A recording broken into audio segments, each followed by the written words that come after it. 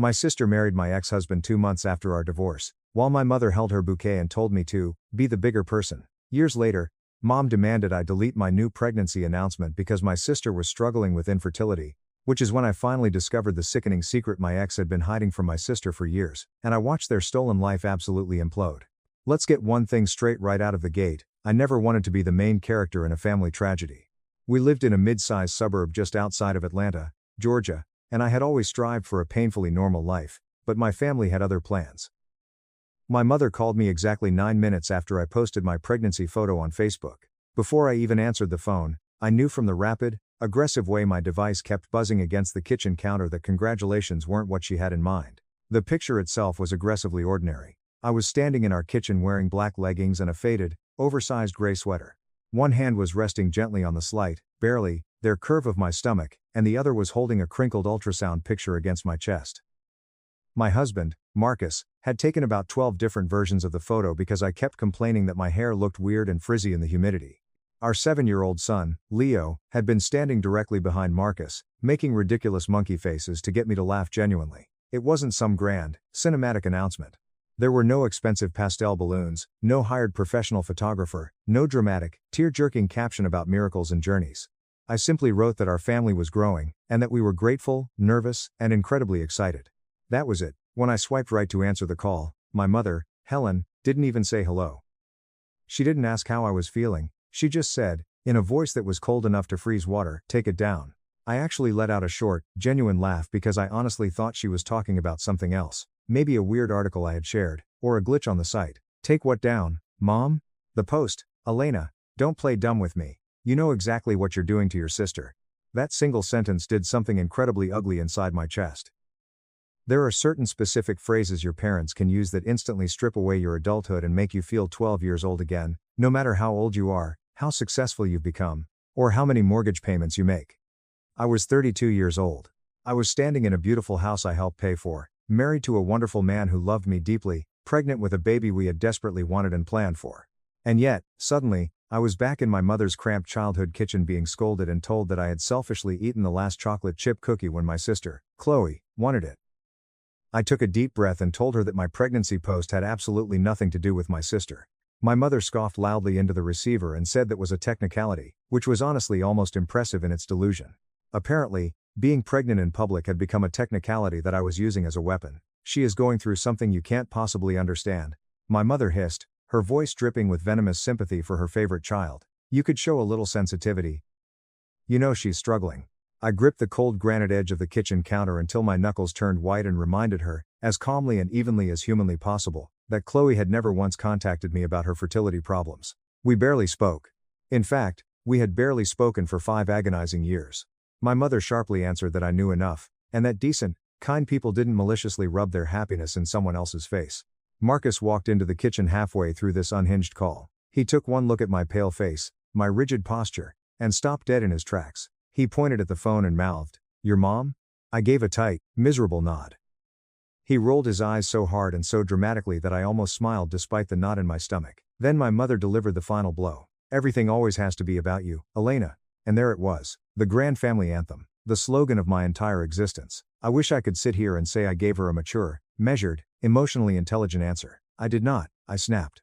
I told her that if my mere existence and my growing family were personally offensive to my sister, then maybe my sister should stop obsessively checking my social media page. My mother gasped dramatically, sucking in air like I had just thrown a glass of ice water directly into her face. I didn't stop. I followed it up by explicitly stating that I was not going to hide my baby, my joy, or my life just to make my sister more comfortable in her stolen marriage. And if she expected me to shrink myself for Chloe's benefit ever again, she could stay mad forever. Then, my hands shaking uncontrollably, I hung up the phone. Marcus walked over, gently took the phone from my trembling fingers, kissed my forehead, and guided me to sit down on the bar stool. Before we could even process the adrenaline, Leo came bounding into the kitchen, his eyes wide with innocent curiosity, asking if the new baby could hear him yet. That single, pure question saved the rest of the afternoon. I took his little hand and placed it flat against my stomach, even though there was absolutely nothing to feel yet but the wool of my sweater. For 20 minutes, Leo leaned in and talked directly to my belly about a superhero cartoon he had watched earlier that morning, explaining the plot in excruciating, adorable detail. I remember looking down at his messy hair and thinking that this was supposed to be a happy, milestone day. Then I immediately felt a crushing wave of guilt for letting my mother steal even 10 minutes of my joy. But the harsh truth is that the phone call didn't create the problem. It only violently ripped the polite cover off a rotting wound that had been festering there for years. You see, my sister Chloe had always been the one my mother worried about. If I had a hard day at school or work, I was deemed strong enough to handle it independently. If Chloe had a hard day, the entire house changed temperature to accommodate her fragile emotional state. When we were teenagers, Chloe could scream at the top of her lungs, violently slam doors off their hinges, skip school for days, and sob hysterically in my mother's bed for 3 hours. And everybody treated it like a DEFCON 1 crisis. If I got visibly upset about anything, I was immediately scolded and told not to be dramatic or exhausting. At the time, I foolishly thought that was just what having a highly emotional sibling was like. It took me years of therapy and distance to realize my mother had meticulously trained both of us into those specific roles. Chloe learned early on that her pain made people gather around her, offering endless comfort and concessions. I learned that my pain was a nuisance, something I should swallow and deal with quietly in the dark so I didn't inconvenience anyone else. That psychological conditioning probably perfectly explains why I stayed in my first marriage to Greg much longer than I ever should have. I had Leo when I was 24, young enough that I still felt like I was playing dress-up and pretending to be an adult half the time. Greg, my then husband, worked full-time in corporate logistics. I had stopped working my entry-level marketing job after Leo was born because the crushing cost of infant childcare in our area would have eaten almost 80% of my take-home pay. Plus, I was bone-tired in that specific, hollowed-out new mother way where you literally stop remembering what day of the week it is or the last time you washed your hair. I loved Leo so fiercely it actually scared me, but I was deeply lonely, perpetually exhausted, and financially dependent in a way I hadn't ever anticipated. Around the time Leo turned 1, Greg started staying late at work more often. He became weirdly, aggressively protective of his cell phone, taking it into the bathroom with him and sleeping with it under his pillow. He also became suspiciously nicer to me, but in this distant, hollow, guilty way, which sounds ridiculous to complain about until you've actually lived it. He'd randomly bring home my favorite expensive almond croissants from a bakery across town, hand them to me with a tight smile, and then barely speak a single word to me through the entirety of dinner. One rainy Tuesday night, Leo had finally gone to sleep after 3 agonizing hours of teething-induced fussing. Greg was down the hall taking a shower. His phone was sitting face up on the living room couch, right next to my leg. I wasn't snooping. I feel the intense need to state that clearly, because later on, everybody in my family acted like I had illegally wiretapped his devices and conducted a malicious criminal investigation. I was just sitting there, staring blankly at the wall, when the screen suddenly lit up with a banner message preview. I glanced down and saw my sister's name, Chloe. The message read, "I hate waiting for you to decide when we're telling her." I stared at that glowing rectangle for so long that the screen eventually timed out and went dark. There are moments in life where your physical body figures out a devastating truth seconds before your conscious brain can process it. My face instantly burned hot. My stomach dropped through the floorboards. I could hear the shower water running down the hall, and I remember thinking, very stupidly and numbly, that I should carefully slide the phone back exactly a quarter inch to the left, exactly where it had been, so he wouldn't know I'd accidentally seen anything. Then, the phone buzzed again. The screen lit up, another message from Chloe. "You said after the baby things would be different. You promised." That was the exact moment I picked up the device, swiped it open. I knew his passcode. It was our anniversary, ironically enough, and opened the text thread. There were months of messages. Not every single day, not a constant barrage, but more than enough to shatter my reality. There were affectionate little inside jokes I didn't understand, constant complaints about my behavior, and elaborate plans to meet up at hotels near his office. There was one sickening conversation where Chloe explicitly asked if he still loved me, and Greg replied that he cared about me because I was the mother of his child, but he wasn't in love with me. Another message where Chloe whined that she was tired of being treated like a dirty secret and wanted to go on real dates. But the worst part? If you scrolled back far enough, there were messages from when I was still heavily pregnant with Leo. That detail still makes me feel physically nauseous if I dwell on it for too long. He was complaining to my sister about my mood swings while I was carrying his son, and she was validating him. The bathroom door opened. Greg came out of the hallway with a damp towel wrapped around his waist, rubbing his wet hair with another. He walked into the living room and froze. He found me sitting rigid on the couch, holding his unlocked phone in my hands, tears streaming silently down my face. He didn't even bother asking what I was doing. He looked at my devastated face, looked down at the glowing phone in my lap, and slowly sat down in the armchair across from me. "How long?" I asked, my voice completely devoid of emotion. It sounded like a stranger's voice.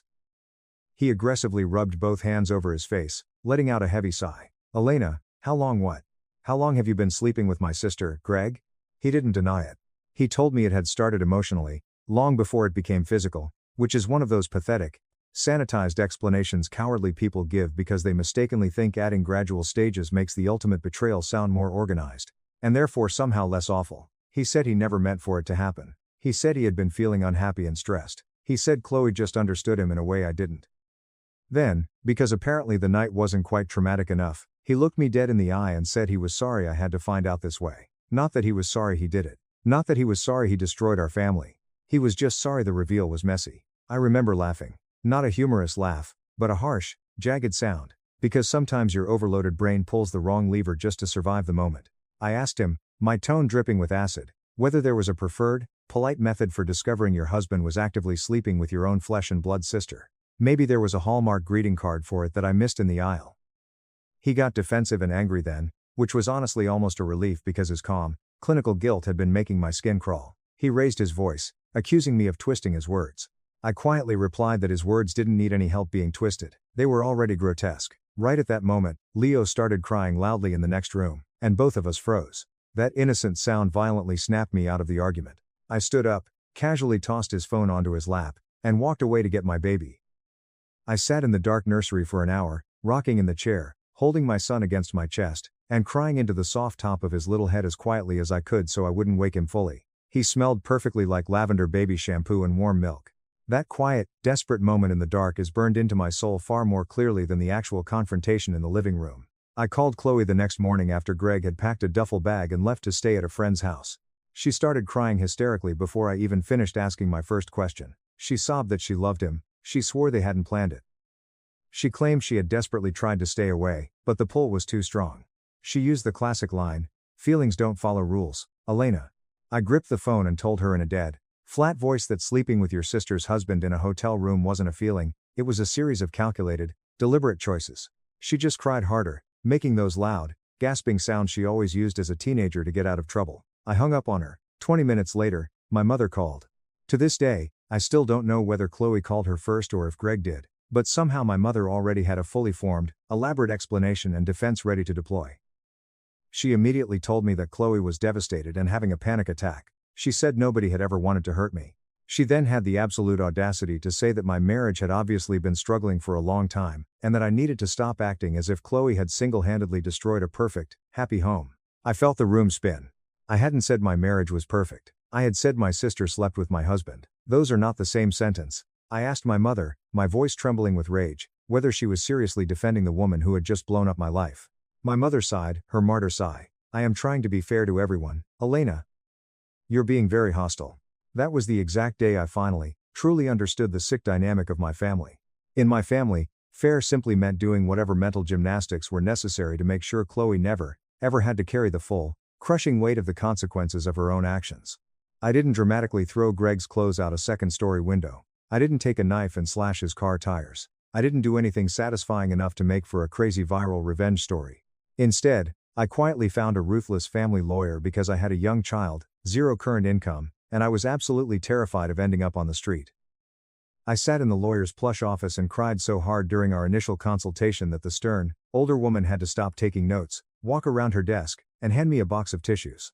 Then I immediately apologized to her for crying, which tells you absolutely everything you need to know about who I was back then, a chronic people pleaser apologizing for bleeding after being stabbed.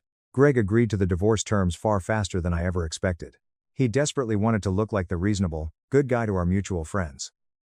He easily agreed that Leo would live mainly with me, that he would have every other weekend visits, and that he would pay a generous amount of child and spousal support. He didn't fight me over keeping the living room furniture, the TV, or the reliable Honda. At the time, I naively thought maybe his crushing guilt had made him unusually generous.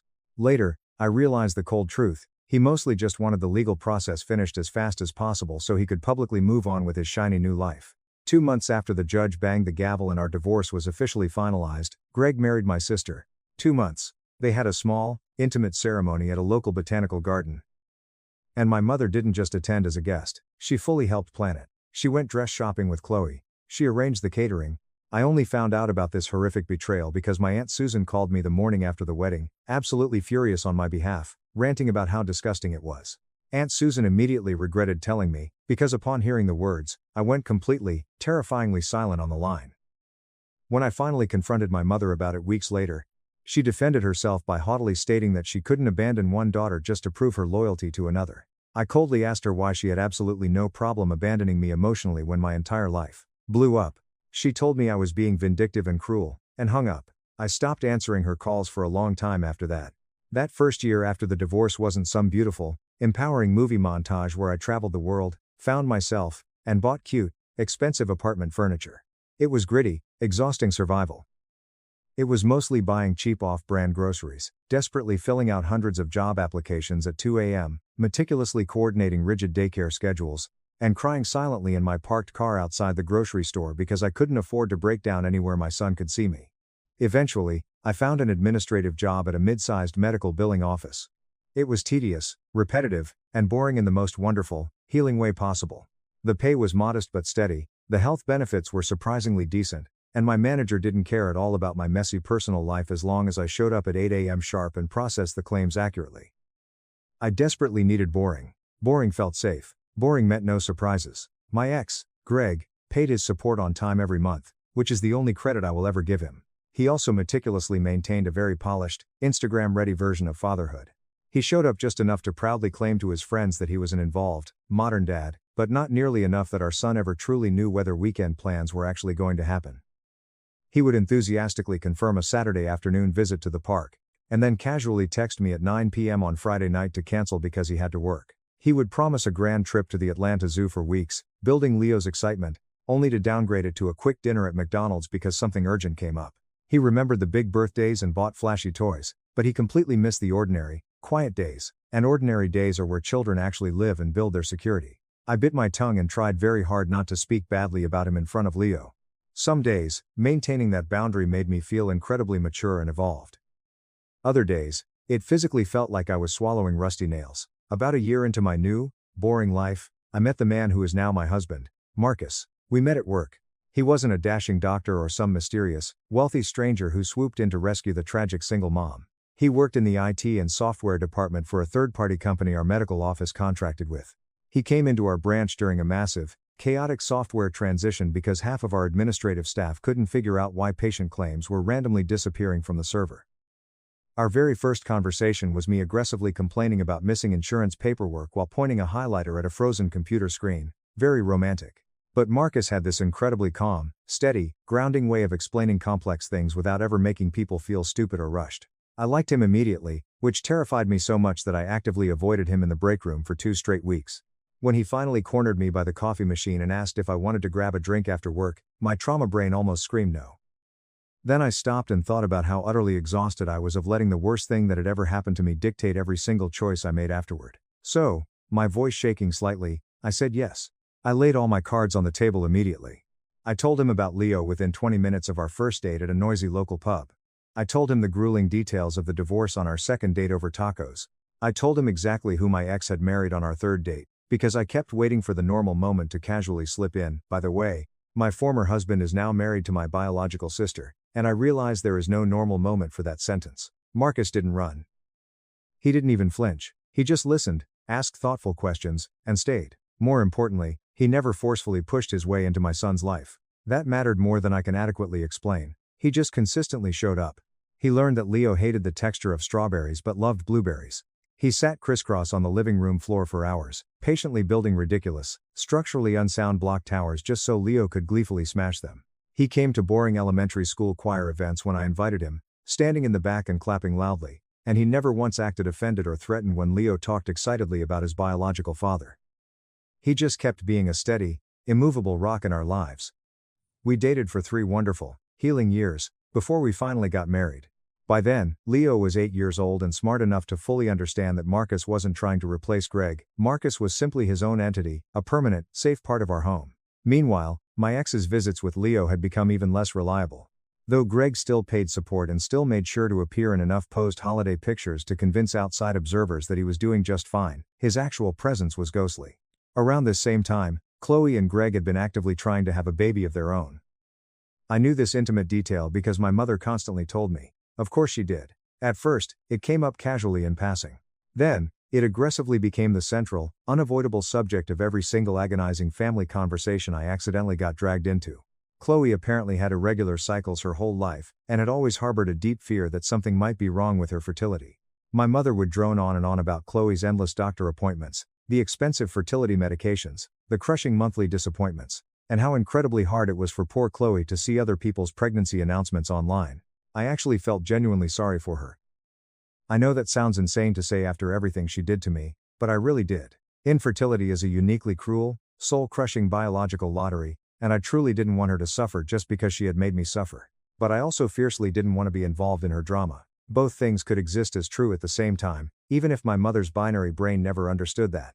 Greg, meanwhile, apparently loudly told everyone in the family that the fertility issue times had times to be on Chloe's side because, as he smugly pointed out, he already had a perfectly healthy biological child. That single fact became an indisputable piece of evidence in their household. He had fathered my son, therefore, his masculine fertility was beyond reproach or question. I didn't know enough about their private medical situation to challenge his logic, and frankly, I didn't want to know. It wasn't my circus, and those weren't my monkeys anymore. Years passed like this. My marriage to Marcus settled into the kind of deep, comfortable rhythm I had once thought was far too boring to be special. We shared mundane grocery lists on our phones, folded mountains of laundry while complaining about our respective bosses, and playfully argued over whose turn it was to call the plumber when the sink backed up. Leo got older and taller. Marcus organically became the person Leo asked for help with his complicated math homework, and the person who took him outside to throw a football when he had too much pent-up energy. Greg slowly faded into the background, becoming more like a recurring, easily cancelled dental appointment on the calendar than a father. Update 1. When I found out I was pregnant again, I sat on the cold tile of my bathroom floor, staring at the 2 pink lines on the plastic stick, and cried hysterically. It wasn't sad crying. It wasn't exactly pure happy crying, either. It was this massive, overwhelming tidal wave of relief, primal fear, immense joy, and old, suffocating panic. Pregnancy had been the vulnerable backdrop to the absolute worst, most traumatic betrayal of my entire life the first time around. My body remembered that trauma even if my mind had moved on. Marcus found me in the bathroom. He didn't ask questions. He just folded his large frame down onto the floor next to me, even though there was absolutely no room and his knee was practically jammed under the sink cabinet. He wrapped his arms tightly around my shaking shoulders and whispered, "We're okay, Elena, I've got you. This is different. I am not him." I wanted to believe him so badly that I actually got angry at myself for even needing the reassurance. We waited until I was safely out of the first trimester, then we sat Leo down and told him the news. He screamed at the top of his lungs, hugged me so hard he knocked the breath out of me, and immediately started enthusiastically asking whether the new baby could sleep in his room in a bunk bed. After that beautiful moment, sharing the news with our wider circle of friends felt natural and right. I knew Chloe would see the Facebook post eventually. I knew it might sting her. But I also knew, deep in my bones, that I could not build my second pregnancy and my life's joy around preventing every possible negative reaction my sister might have. I was done shrinking. That boundary is exactly how I ended up standing in my kitchen with my mother screaming through the phone, demanding I erase my own child's announcement. I held my ground. I left the post up. For a couple of weeks after the phone call, nothing happened. Radio silence. Then, we found out we were having a little girl. Marcus was ecstatic and wanted to post a sweet picture of the 3 of us holding up a tiny, ridiculously frilly yellow dress we had just bought at a boutique. I hesitated. I stood in the living room holding the dress for maybe half an hour, staring at my phone, because my mother's venomous voice was still echoing loudly in my head. That realization made me furious. Marcus noticed my paralysis. He walked over, gently took the dress, and said, "You don't have to post anything if you don't want to. But please don't not times post just because you're terrified of your mother's wrath." That irritated me because he was absolutely right, and I hate when someone is logically right while I'm actively trying to wallow in emotional conflict. So, I took a breath, typed a short caption, and posted the picture. My mother commented on the public post within an hour. She didn't text me privately, she commented where everyone could see it. She wrote, "It's a shame some people will do absolutely anything for attention, even when they know someone else in the family is deeply struggling and hurting. A little grace goes a long way." Right there, directly under a beautiful picture of my son grinning ear to ear and holding baby clothes. I stared at the glowing screen until my vision literally went fuzzy with rage. Marcus saw the comment over my shoulder, his jaw clenched. He said, "Are you kidding me?" And before I could even process what to do or stop him, he typed out a reply from his own account. He wrote, "Helen, our joy over our growing family is not an attack on anyone else. Using a child's gender reveal announcement to publicly shame your own daughter is wildly inappropriate and cruel. Please stop." His wording was significantly cleaner, more professional, and more restrained than mine would have been, which was probably for the best. My mother quickly deleted her comment after a few extended relatives started liking Marcus's reply and reacting badly to her vitriol. But she immediately sent me a blistering private message, accusing me of humiliating her publicly by letting my husband disrespect her that way. I typed back a single sentence, "You commented publicly. You embarrassed yourself." She fired back that I knew exactly what I was doing by posting the sex of the baby on the exact week Chloe had just had another devastatingly disappointing fertility appointment. I stared at the message. I didn't know that. How on earth would I know that? Nobody had told me. When I bluntly stated that fact, she responded that I should have cared enough to ask.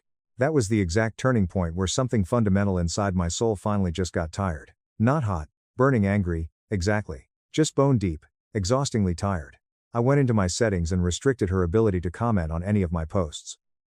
I didn't fully block her yet, because some pathetic, lingering part of me was still desperately trying to be the reasonable, good daughter, but I firmly removed her access to the little public stage she kept using to perform her martyrdom. By the time our daughter, Maya, was born, I had lowered my expectations of my family so drastically that I actively told myself I didn't care whether my mother reached out or not. I did care, obviously. Saying you don't care is sometimes just a cheaper, easier way of admitting you are terrified of being disappointed again. Labor was long, grueling, uncomfortable, and extremely unglamorous. But when the nurses finally placed Maya on my chest, she was screaming, red-faced, covered in vernix, and absolutely perfect. Marcus sobbed harder than I did, burying his face in my neck. Leo came to the hospital a few hours later wearing a stiff button-down shirt he had proudly picked out himself because he said he needed to look professional when officially meeting his new sister. The shirt had a crooked collar and a visible ketchup stain near the bottom hem. I nearly lost my mind crying with love when I saw him walk through the door. While the baby slept warmly against my chest, I pulled out my phone and sent my mother a very simple, factual text message saying Maya had arrived safely, weighed 7 pounds, and we were both doing well. I attached one photo of Maya sleeping. I didn't ask her to come to the hospital. I didn't reopen the argument. I just gave her the information because she was technically my mother, and despite all the bad blood, I selfishly wanted to know that I had done my part. She read the message, the read receipt popped up immediately. She didn't respond, hours passed. Then a full day. Then we were discharged. Nothing. Chloe didn't contact me either, which was completely expected. What genuinely surprised me was how many other extended relatives stayed totally quiet. I later learned through the grapevine that my mother had been proactively calling aunts and cousins, sadly telling them that I wanted strict space and was pushing family away, so most of them thought contacting me to say congratulations would be crossing a boundary. It was incredibly convenient for her. If people stayed away, she could point to my isolation as concrete proof that I was the bitter one creating it. The part that hurt the absolute most happened when Leo was sitting on the edge of my hospital bed and asked, "Is Grandma coming tomorrow to see the baby?" I was feeding Maya, looking down at this tiny, innocent person who had absolutely no idea she had already become weaponized evidence in somebody else's toxic narrative. I swallowed the lump in my throat and looked at Leo. "I don't think so, buddy." "Why?" he asked, his brow furrowing. "Is she mad about the baby?" That innocent question hit me so hard I physically had to look away out the hospital window to stop myself from sobbing. Kids notice so much more than adults give them credit for, and I violently hated that our generational mess had already leaked into his pure world. "No," I said firmly, forcing a smile. "The baby didn't do anything wrong. None of this is because of you, or Maya. Adults just have complicated stuff going on sometimes." He accepted that answer because children are inherently generous when adults don't deserve it. A few days after we settled in at home, I posted a candid picture of Leo sitting on the living room couch, holding his tiny sister in his arms. He looked simultaneously terrified of dropping her and bursting with pride. Friends commented, coworkers from the clinic commented, even old high school acquaintances sent kind messages. My mother didn't react at all. That deafening silence ended up bothering me far more than her angry, passive-aggressive comments ever had. Then, about 3 weeks postpartum, an old mutual friend named Sarah contacted me. Sarah had known both Chloe and me since we were in middle school, but after the messy divorce, she had naturally drifted and stayed much closer to Chloe. I didn't hold that against her. People naturally pick whatever social path creates the least amount of friction, and staying neutral around two sisters whose relationship imploded over infidelity is basically impossible. Sarah's message was vague and slightly frantic. She asked whether I could please meet her for coffee sometime soon because there was something major she thought I absolutely needed to know. My first instinct was a hard no. I had a newborn who wasn't sleeping through the night. I was physically exhausted, my hormones were all over the place, and historically, every single time someone in my orbit said there's something you should know, my life exponentially got worse. But morbid curiosity is one of my fatal flaws. So, a couple of weeks later, I left pumped milk in the fridge, left Marcus with the baby, and drove to a Panera Bread to meet Sarah during her lunch break. Sarah looked nervous. She bought my coffee, sat down across from me, fidgeted with her napkin for 2 minutes, and then finally dropped a nuclear bomb. She told me that Chloe had recently learned a horrifying truth about my ex-husband, Greg.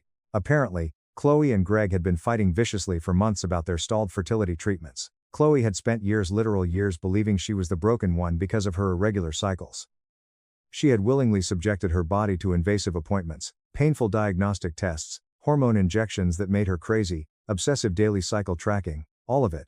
The entire medical and emotional burden had rested solely on her shoulders. Whenever the subject of testing sometimes came up, Greg aggressively pushed it off, gaslighting her by smugly pointing out that he had already fathered Leo, so clearly his sperm was perfectly fine. During a particularly ugly, screaming argument where Chloe accused him of not caring enough to figure out what was wrong with them, Greg finally snapped. He yelled at her that there was nothing to figure out.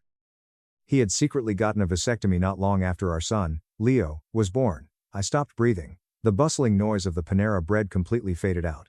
I stared at Sarah, certain I had misheard her. Wait, before our divorce?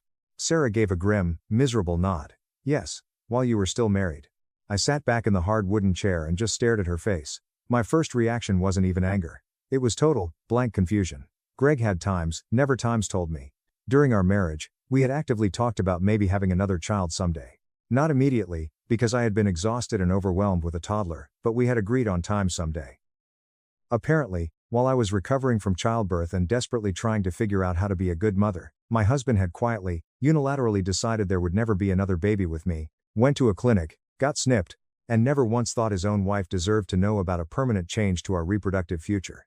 Then, he cheated on me, left me for my own sister, married her, and silently watched her spend years agonizing, crying, and pumping her body full of painful hormones, genuinely believing her body was failing her, all while he knew it was physically impossible for him to get her pregnant. I asked Sarah, my voice barely a whisper, why the hell he had done it. Sarah looked sick to her stomach. She said Chloe told her that Greg had completely panicked after becoming a father to Leo. He felt trapped, financially overwhelmed, and absolutely certain he never, ever wanted the burden of another child. He hadn't told me because he knew I wanted more kids and he was terrified I might leave him if I found out he took the choice away. He didn't tell Chloe before they got married, because he knew having children was her biggest dream, and he was afraid she'd dump him if she knew the truth. There it was. It wasn't some evil, mastermind, Machiavellian plan. It was just pathetic, naked cowardice stacked on top of cowardice until it morphed into a monstrous lie that consumed somebody else's entire life. How long has she known? I asked, my voice finally steadying. A few weeks, Sarah whispered. I took a sip of my cold coffee. And, does my mother know? Sarah looked down at her lap, unable to meet my eyes. Yes, Chloe told her immediately. I laughed. I laughed once, quietly, but so sharply that a woman at the next table turned to look at us. Because if I hadn't laughed, I might have stood up and started screaming right there in the middle of the restaurant. My mother had spent the last several months relentlessly accusing me of maliciously tormenting my sister just for being pregnant. She had called me cruel. She had called me insensitive. She had ruined my announcement. And now that she fully knew the truth that Chloe's husband was a lying sociopath who had orchestrated her infertility trauma, my mother hadn't corrected a single thing she'd said about me. She was still letting me be the villain. Why are you telling me this, Sarah? I asked. Sarah teared up. She said she had gone back and forth about it for days, losing sleep, but she couldn't stand idly by and watch my entire family continue to frame me as a cruel monster when the situation was so much more twisted. Chloe had told her in strict confidence, and Sarah knew she was technically betraying her friend by telling me. She looked genuinely guilty. I looked at her softly and told her I honestly wasn't sure whether to thank her for the truth or wish she had let me live in ignorant bliss. That's fair, she said quietly. On the drive home, I had to pull my car into an empty Target parking lot because I was crying so hard my vision blurred. It wasn't because I suddenly wanted revenge. I wasn't even entirely sure who I was crying for. Myself, maybe. Because the secret vasectomy meant my first marriage had contained yet another massive, foundational lie that I had been entirely blind to. I was crying for Chloe, partly, which deeply irritated me because I didn't want to feel sorry for the woman who stole my husband. I even felt a microscopic shred of pity for Greg, in the smallest possible way, because I could briefly imagine being so utterly terrified of parenthood that you make a permanent medical decision out of sheer panic. But what I absolutely could not imagine, what broke my brain, was lying about it for years while watching the woman you claim to love inject herself with needles and cry herself to sleep, blaming her own biology. When I got home and told Marcus everything while he was washing bottles at the sink, he dropped a plastic nipple, sat down heavily at the kitchen table, and let his mouth hang open. Wait. "So, your mom knows?" he asked, stunned. "Apparently," I said, leaning against the fridge.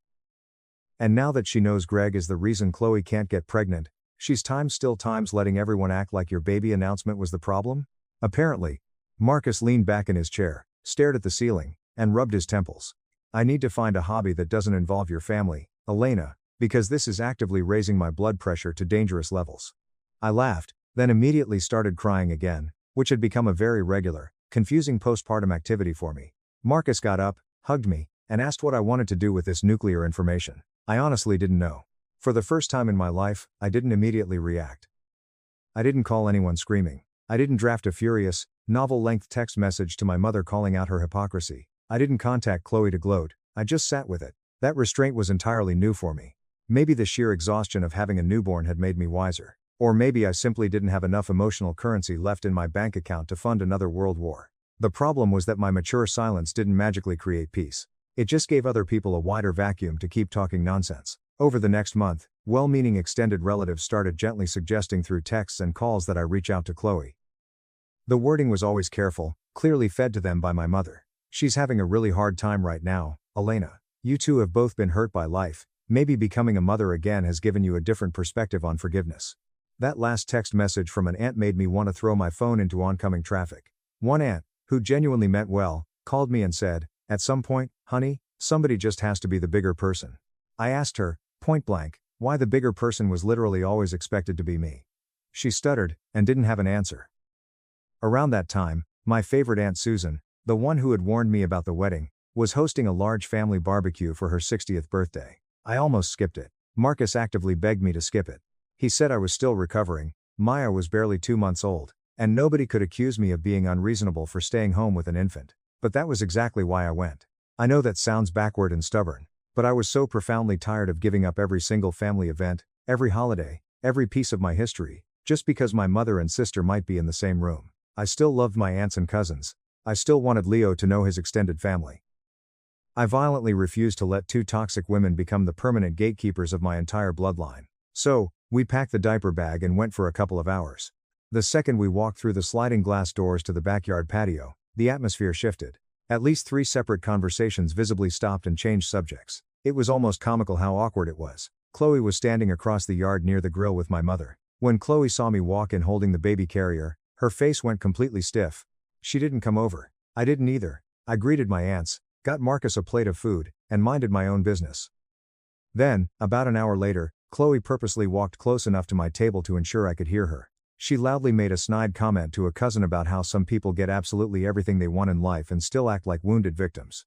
I took a bite of potato salad and completely ignored it. A few minutes later, she doubled down. She said something about how incredibly easy it must be to have a perfect, shiny little replacement family, while other people are left picking up the pieces and rebuilding their destroyed lives. My mother was standing right next to her. She didn't tell Chloe to lower her voice. She didn't tell her to stop. She just gave Chloe that tiny, sickeningly sweet, sympathetic nod she always gave her, the one that silently communicated, "Yes, sweetheart, your pain is the only pain that is valid. Keep going." I carefully set my plastic fork down on my paper plate. I turned around in my chair, looked directly at Chloe, and asked in a loud, clear voice, "Do you want to say something to me directly, Chloe, or are you just going to keep performing for the crowd?" The yard went dead silent. Chloe looked at me, her eyes flashing with defensive anger, and said, "No, I don't think talking to you accomplishes anything. You lack empathy." I wanted to bring up the vasectomy right then and there. God, I wanted to do it so badly. I wanted to stand up and scream, "Does everyone here know your husband lied to you for years and let you shoot yourself up with hormones while mom blamed me for your sadness?" The devastating sentence was right there on the tip of my tongue, loaded and ready to fire. I didn't say it, not because I was a noble, perfect saint. I didn't say it because it ultimately wasn't my secret to explode in front of 20 people eating hot dogs, and more importantly, because I suddenly felt a small hand tugging on my shirt sleeve. I looked down. Leo was standing right behind me, holding a half-eaten brownie. He leaned in and whispered, his voice trembling slightly, "Mom, why is Grandma looking at you so mad?" My heart shattered. I immediately picked up the heavy diaper bag, turned to Marcus, and quietly told him we were leaving right now. We walked toward the side gate. My mother actually had the nerve to follow us toward the driveway, hissing that I was creating a dramatic scene and ruining Susan's birthday. I stopped, turned around, looked my mother dead in the eye, and said, "I didn't create this sick dynamic, Mom, I just finally stopped sitting quietly inside it. A few days later, my mother sent me an email. It was so massively long I had to scroll 3 full times on my phone screen just to see the bottom signature. It was a masterpiece of gaslighting. She formally accused me of maliciously humiliating Chloe at the birthday gathering, purposely alienating extended relatives against them, aggressively controlling access to my children, and this was the wildest part, trying to systematically erase my son's biological father from his life. That last accusation came completely out of nowhere. She claimed that Marcus was actively encouraging me to replace Greg, and that one day my children would grow up and understand exactly what kind of vindictive, bitter person I truly was. I read the email twice, which was exactly one time too many. My chest felt tight. I shoved my phone across the kitchen island at Marcus without speaking a word. He read it. His face hardened halfway through. "Save this," he commanded quietly. "Why?" I asked, exhausted. "Because," he said, looking at me with intense seriousness, "every time she acts nice or normal a few months from now, your brain is going to trick you into wondering if you exaggerated the abuse. You need to save this to remind yourself who she actually is." That was painfully, brilliantly accurate. I didn't respond to her email point by point. I knew exactly where that exhausting road went. If I logically explained and debunked one accusation, she would simply pivot and replace it with another, moving the goalposts forever. So, I typed out a very short, cold reply. "From this moment forward, any contact between us needs to be strictly in writing. You are absolutely not to discuss adult conflicts, my marriage, or my sister with either of my children. If you want any form of a relationship with us, you will respect those hard limits." She replied 5 minutes later, claiming I was treating her like a convicted criminal. I didn't answer. For the very first time in my 32 years of life, not answering her didn't feel like a weakness or a failure. It felt like absolute, glorious control. Update 2. The next few months were noticeably quieter. Not perfectly peaceful, exactly, but the chaotic noise had dialed down. Chloe and Greg were apparently fighting constantly behind closed doors. I knew this because family gossip has a relentless way of traveling, even when you strictly cancel your subscription to the delivery service. An aunt casually mentioned that they had stopped attending church and family events together. Someone else let slip that Chloe had been staying on a friend's couch for a week. My mother started making vague, melodramatic posts online about supporting loved ones through unimaginable betrayal, which was so completely lacking in self-awareness that I almost admired the sheer audacity of it. Then, one rainy Tuesday afternoon while I was on maternity leave, my phone rang. It was an unknown local number. I answered it because I was actively waiting on a callback from Maya's pediatrician regarding a mild rash. It wasn't the doctor. It was my sister. Her voice was incredibly soft in a way I hadn't heard since we were teenagers. Too soft. It was that manufactured, carefully calibrated softness she used when she wanted something. "Hey," she breathed into the phone. "Can we please talk?" My whole body instantly went rigid. Every muscle tensed. I should have hung up the phone immediately. Instead, my morbid curiosity won again. I said, "Talk about what, Chloe?" She took a ragged, theatrical breath and dropped the news. She told me she and Greg were getting a divorce. I didn't say a single word. I just stood in my living room, staring blankly at the television. Then she started crying. "Elena, there's another woman." There are rare moments in life when the universe hands you exactly the kind of poetic, devastating irony you always thought you wanted, and surprisingly, it feels absolutely nothing like satisfaction. It just feels sad and dirty. She sobbed and told me she had found hidden text messages on his iPad. He had been secretly seeing a 24-year-old coworker for over 6 months. He had used the exact same tired excuses with Chloe that he had used with me years ago. He was working late on a huge project. He needed space to decompress. He was feeling suffocated and misunderstood at home. Her voice cracked pitifully when she said, "I know you're probably thrilled about this. I know you're happy." I genuinely wasn't. I wasn't deeply sad for her the way a loving, connected sister would have been, but I certainly wasn't happy. Mostly, I just felt a profound, heavy exhaustion. "I'm not happy, Chloe," I said quietly. She started crying harder, the jagged sobs echoing through the speaker. She said she finally, truly understood what it must have felt like for me all those years ago. She said she knew she had done something terrible, and that maybe this brutal karma was exactly what she deserved. For half a second, just a fleeting fraction of a moment, I felt my rigid emotional walls soften. I remembered being the girl crying on the couch holding his phone. Then, she ruined it. She sniffled and said, "But I was so much younger back then, Elena. I didn't truly understand what I was getting into. He manipulated both of us. We were both his victims." And there it was. The inevitable escape hatch. The refusal to take full accountability. My voice dropped an octave and turned to ice. "Stop right there.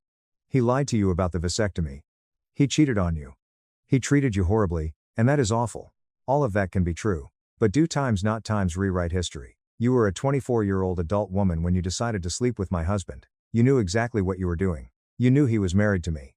You knew I had just given birth to his child. Do not try to pretend those two things are equivalent just so you can sleep better at night because you're hurting now." The line went dead quiet. All the crying instantly stopped. Then, her voice hardened, returning to the bitter tone I recognized. "You always have to be the perfect, untouchable victim, don't you?" That single, venomous sentence made every last microscopic bit of softness I had left for her completely evaporate. I told her I had never once called myself perfect. I had made a million mistakes in my life. I had screamed when I shouldn't have. I had stayed angry for too long. I had ignored people who loved me. I had said cruel things in the heat of arguments. But, I said firmly, I haven't slept with my sister's husband. And I am not going to sit here and pretend our actions are the same just to manage your guilt. She frantically accused me of enjoying punishing her. I told her I was completely done having this conversation. Then I hung up the phone, went into my settings, and permanently blocked her number. My hands shook violently afterward, but not the way they used to shake after calls with my mother. This time, I wasn't scared of the fallout, and I wasn't drowning in guilt. I was just profoundly sad that even after experiencing the exact same devastating betrayal, my sister still desperately needed me to carry the heavy bags of her own responsibility. Around that same time, Leo's fragile relationship with Greg started changing in a way I couldn't protect him from or fix for him. For years, when Leo was little, I had been able to easily smooth over Greg's constant cancellations. I'd cheerfully say his dad had a sudden work emergency, or that his car broke down. Then I'd quickly redirect Leo toward ordering pizza or watching a new movie, and his short attention span would help him move on. But as Leo got older, the polite explanations stopped working. He was 9 now. He had a calendar in his room, an excellent memory, and the sharp ability to notice behavioral patterns. One Saturday morning, Greg was supposed to pick Leo up at 10 a.m., to take him to a massive new indoor rock climbing gym they had been talking about for weeks. Leo was vibrating with excitement. He had his special athletic shoes tied and sitting by the front door before breakfast was even served. He kept pacing back and forth, checking the front window every 5 minutes, even though Greg wasn't due for another hour. I hated watching it. I already had that familiar, sickeningly tight feeling in the pit of my stomach. At 9 a.m., exactly 1 hour before pickup, my phone buzzed on the counter. It was a text from Greg. "Massive work emergency, totally swamped, can't make it today. Tell the little man I'm so sorry, we'll definitely do it next weekend." I stared at the glowing text message and felt a level of blinding, white-hot maternal anger that was almost frightening. I had seen endless variations of this exact text message so many times over the years. I wanted to call him, scream into the phone, and demand that he drive over here and explain his pathetic excuses directly to his son's face. I wanted to tell him that children eventually stop waiting by windows, and once they stop, they never start again. Instead, I put the phone down, took a deep breath to steady my racing heart, walked into the living room, and sat down on the couch beside Leo. "Hey, buddy," I said softly, clearing the lump in my throat. "Your dad, he can't make it today." Leo's bright, excited face fell instantly. The light literally left his eyes. "Why?" he asked quietly.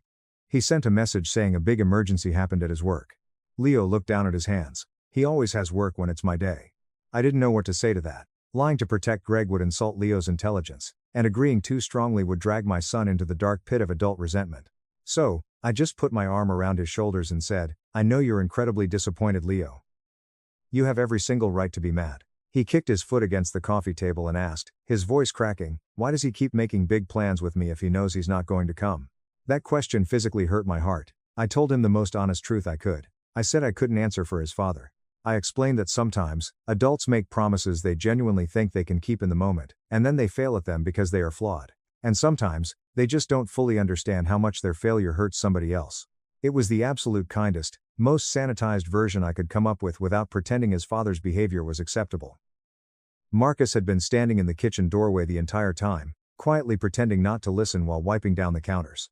A few minutes later, he casually strolled into the living room, tossing a dish towel over his shoulder. "Hey," Marcus said, looking at Leo as if nothing tragic had just happened. "Do you still want to go check out that climbing gym? Because I was kind of looking forward to trying it."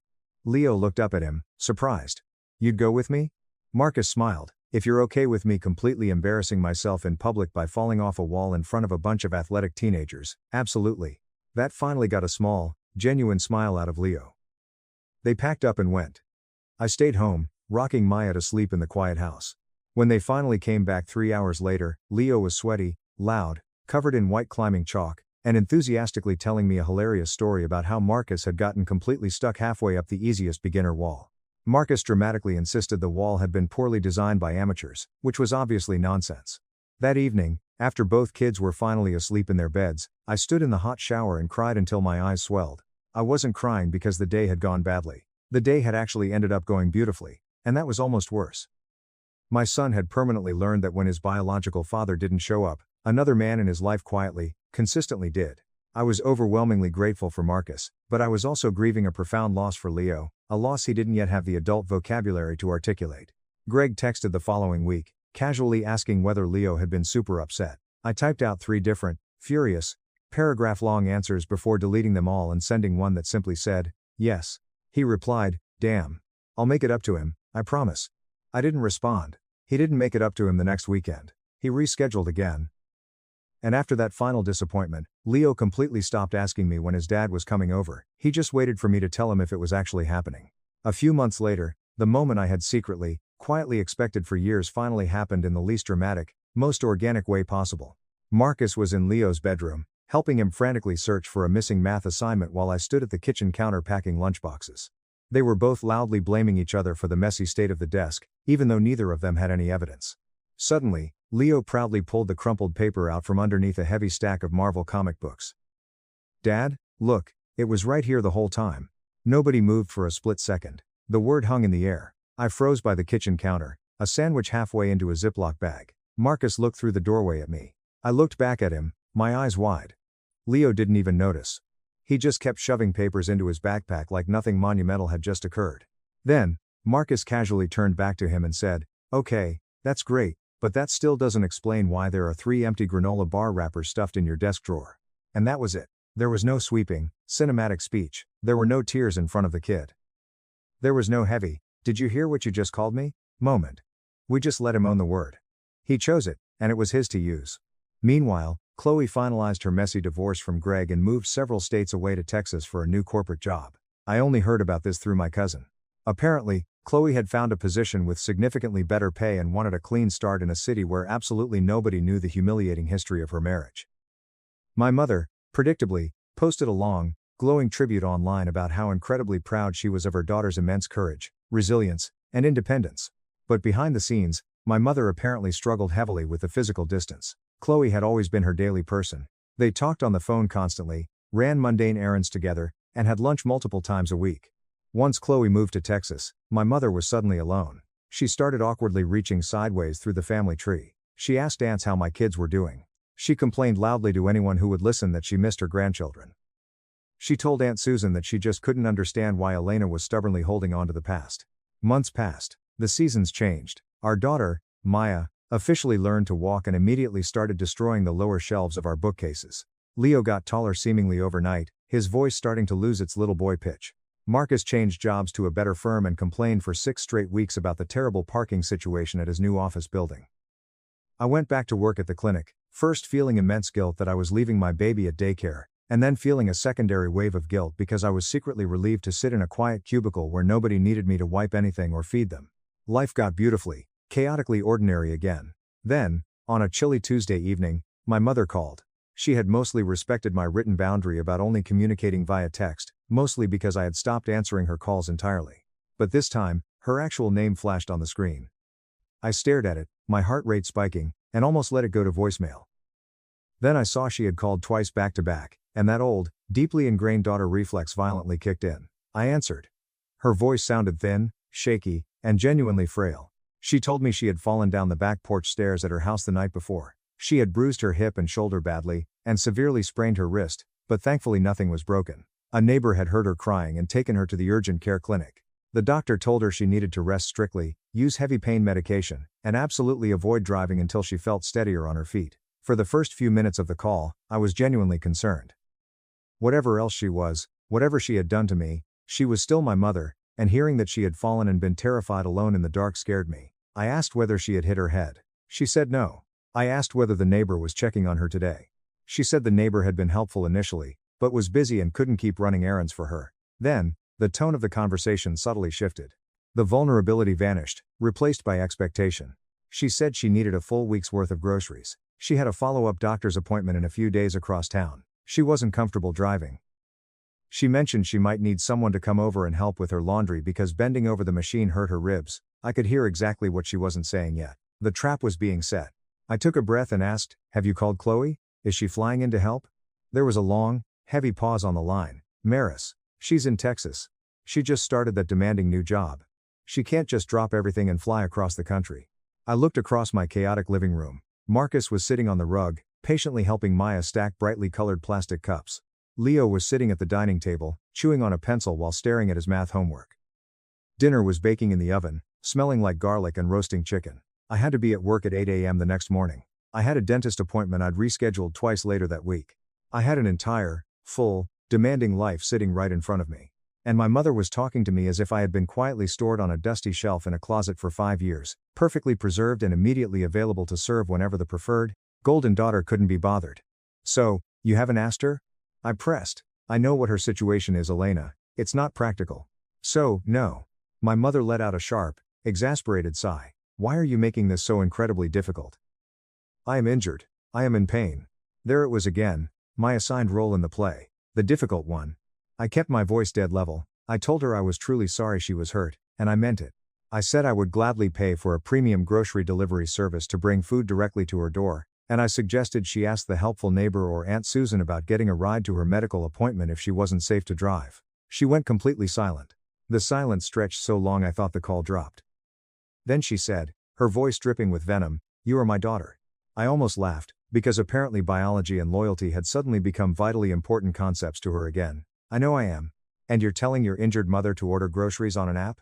I'm telling you that I cannot drop my life to become your daily caregiver just because Chloe is unavailable." Her voice sharpened into a blade. "This has absolutely nothing to do with your sister, Elena. Stop obsessing over her." "It has everything to do with her," I shot back, my heart pounding in my ears. "Because you just admitted she can't help you, so you settled for calling me." She started crying.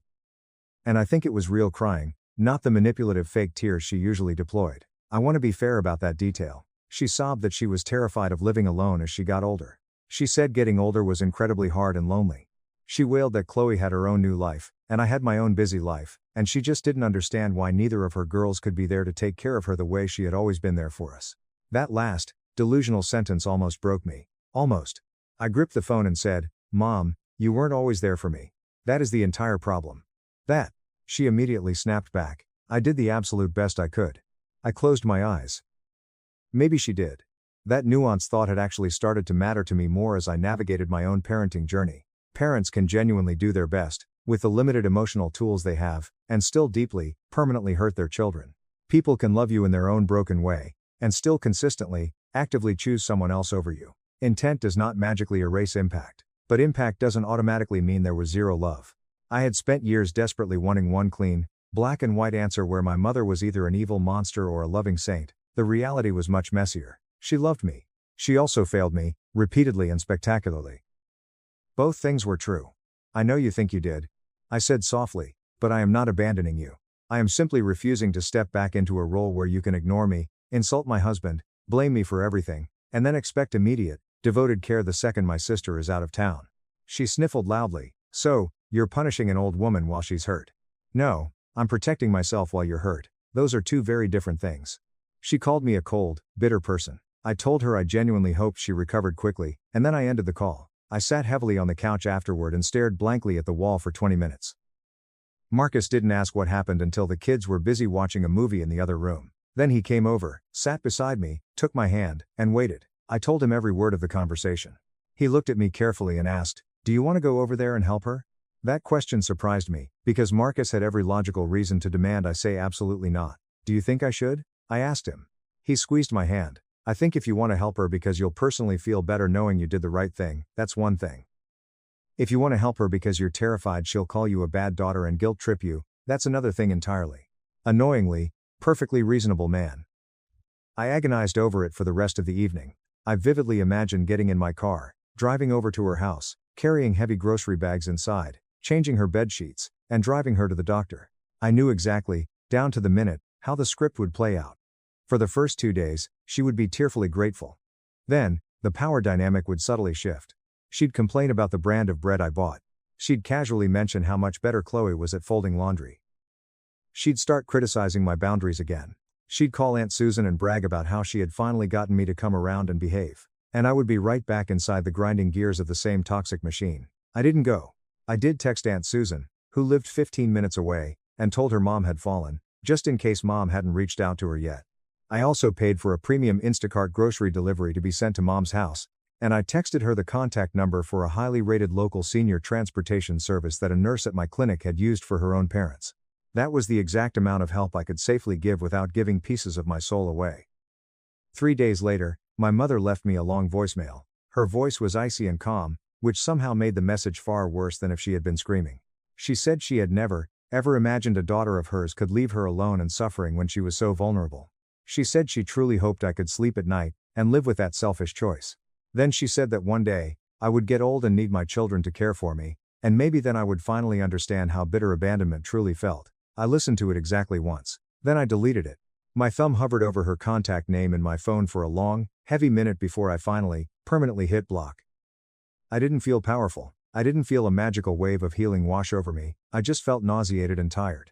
For several days afterward, I kept nervously reaching for my phone, expecting some new message to slip through, some new wild accusation, or a text from a flying monkey relative telling me what horrible things she was saying about me. The silence felt unnatural, because constant conflict had become its own twisted kind of comfort routine. But then, slowly, over weeks and months, the silence just started feeling like silence. It wasn't a trap waiting to be sprung. It wasn't the tense intake of breath before another screaming match. It was just quiet.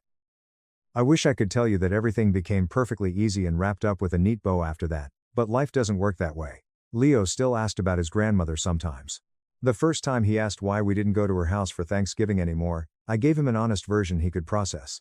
I said Grandma and I have been hurting each other with our relationship, and I needed to take some permanent space to make sure our own home stayed happy and calm. He asked, his eyes wide, whether she had been mean to me.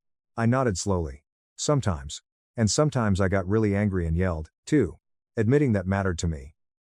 I didn't want to turn myself into the flawless, saintly victim my sister always sarcastically accused me of pretending to be. I had yelled. I had said cruel things in defense. I had deliberately ignored messages specifically because I knew the silence would drive my mother crazy. I had enjoyed being right, sometimes far more than I cared about being kind. There were 100 moments I could have handled with more grace. But being imperfect didn't mean I was obligated to keep accepting the same abusive treatment forever. Marcus remained the person who simply showed up. That sounds so basic, but it is everything. He did the mundane school pickups. He sat through agonizingly boring parent-teacher meetings. He knew exactly which cherry cough medicine Leo hated and which specific bedtime story Maya demanded every night, even though she barely understood the plot. He wasn't perfect either. We argued about the credit card bill. He constantly forgot to switch the laundry from the washer to the dryer, leaving it to smell like mildew. He got defensive when I told him he was working too many weekends. He once spent an entire frustrating Friday evening assembling a heavy IKEA bookshelf backward and refused to read the manual. He wasn't a knight in shining armor, thank God. I had stopped trusting fairy tales where one good person arrived and magically fixed all your trauma. News about Chloe occasionally filtered through the family grapevine. She was apparently doing very well at her new corporate job in Texas. She had bought a nice apartment downtown. She had started casually dating someone new, then abruptly stopped. My mother flew out to visit her exactly once, and apparently came back complaining bitterly to Aunt Susan that Chloe was too busy with her friends and work to spend enough quality time with her. When I heard that detail, I found it so predictably, hilariously ironic that I actually laughed out loud in my car. For a long time, I paranoidly wondered whether my mother would eventually find a sneaky way around the phone block. She didn't. Maybe she finally, truly understood I was serious. Maybe she decided I was too cruel and stubborn to bother with anymore. Maybe Chloe became emotionally available to her again, and her need for me passed. I eventually stopped trying to solve the puzzle of her motives. I also realized something surprising. I still missed my mother sometimes. That realization made me incredibly angry at first. I thought missing her meant I was weak, or that I secretly wanted to subject myself to the relationship again. It didn't. I missed times of her. I missed the mother who used to bring me hot chicken soup and stroke my hair when I had the flu as a kid. I missed the way she used to laugh so hard at certain terrible jokes that she couldn't even finish the punchline. I missed the simple, universal comfort of having a mother I could call when I didn't know how to bake a turkey, even though the real, actual experience of calling her had almost always ended up hurting me. You can profoundly miss a person and still logically know that giving them access to your life is dangerous for both of you. It took me an embarrassingly long time, and a lot of therapy, to accept that. One evening, years after the viral pregnancy post that had kicked off this final round of chaos, I was standing in my kitchen again. It was a different season, a different year, but the same granite counter. Maya, now an incredibly stubborn toddler, was sitting on the floor, passionately trying to convince Leo that a plastic mixing spoon absolutely belonged inside his school backpack. Leo was pretending to be furious, scowling at her, while obviously encouraging her by leaving the backpack unzipped. Marcus was at the sink, rinsing dinner dishes and mildly telling both of them to stop putting random kitchen objects into school supplies. I was exhausted. My feet hurt. There were crushed cracker crumbs all under the dining table. A massive basket of clean laundry had been sitting in the hallway for 3 solid days because apparently, we had all silently agreed it was just part of the furniture now. I had an annoying budget meeting at the clinic the next morning, and I had absolutely no idea what I was going to make for dinner the following night. It wasn't a perfect, Instagram-worthy life. But it was safe, it was calm, it was mine. My phone buzzed on the counter. For half a second, my heart did that old, familiar stutter, the little conditioned jolt of dread. I picked it up. It was just a group text from a cousin, sending a candid picture from a recent family gathering I hadn't attended. I opened the photo. My mother was standing in the background near a buffet table. Chloe was there, too, having flown in from out of town.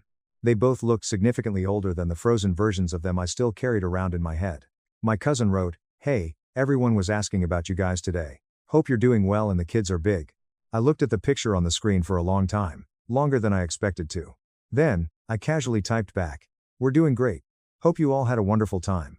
I didn't ask for any details about the party.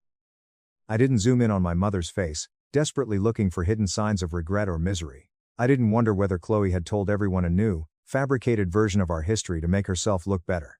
I didn't draft a long, defensive message explaining my side of the story to my cousin. For years, I had believed that closure would mean finally getting them to sit down and admit exactly what they had done to me, or finally delivering a speech so perfectly articulated that nobody could ever twist my words again. I never got that.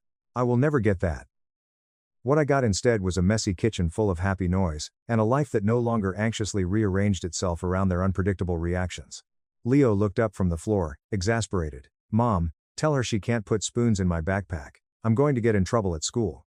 Maya slammed the plastic spoon into the bag and shouted, "Can too," with the absolute, unshakable confidence of someone who had zero supporting evidence. Marcus looked over his shoulder at me, held up his soapy hands, and said, "I'm staying completely out of this one." I laughed, shook my head, and put my phone face down on the counter.